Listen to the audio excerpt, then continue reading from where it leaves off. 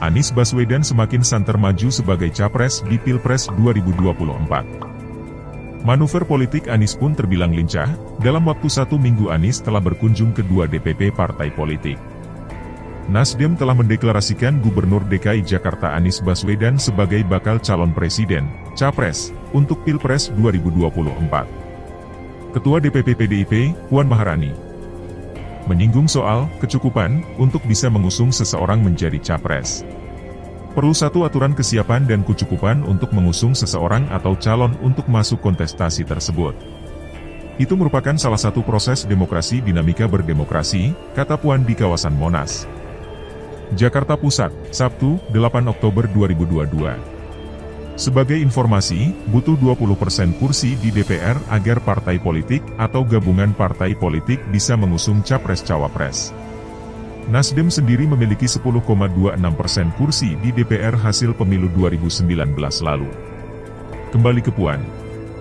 Dia mengaku tak ada masalah soal Nasdem mendeklarasikan Anies sebagai capres. Dia menyebut siapapun berhak diusung menjadi capres. Ini salah satu proses demokrasi, ya monggo-monggo saja, kata Puan. Puan mengatakan setiap partai politik memiliki mekanisme tersendiri untuk menetapkan capres yang akan diusung. Dia menyebut PDIP juga punya mekanisme sendiri dan akan mengumumkannya dalam waktu yang tepat. Kalau dari kami PDI Perjuangan, setiap partai politik punya mekanisme dan tata cara memutuskan memilih kemudian mengumumkan satu calon atau seseorang yang ingin dicalonkan atau bacalon dan sebagainya, jelas Puan.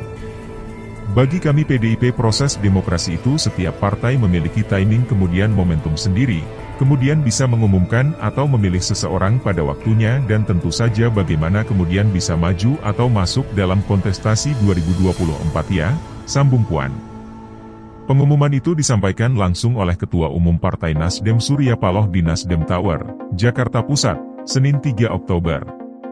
Acara dimulai dengan pembacaan doa dan menyanyikan Indonesia Raya, serta himne Partai Nasdem. Paloh mengatakan Nasdem resmi mengusung Anies Baswedan sebagai calon presiden di pemilu 2024. Surya Paloh meyakini anak-anak bangsa saat ini baik. Nasdem, kata dia, memilih yang terbaik oleh karena itu dia memutuskan sosok Anies Baswedan yang dipilih. Inilah kenapa akhirnya Nasdem melihat seorang sosok Anies Rashid Baswedan. Kami mempunyai keyakinan pikiran-pikiran dalam perspektif baik secara makro maupun mikro sejalan, kata Paloh saat konferensi pers di Nasdem Tower, Jakarta Pusat. Kenapa Anies Baswedan? Jawabannya adalah why not the best, sambung Paloh.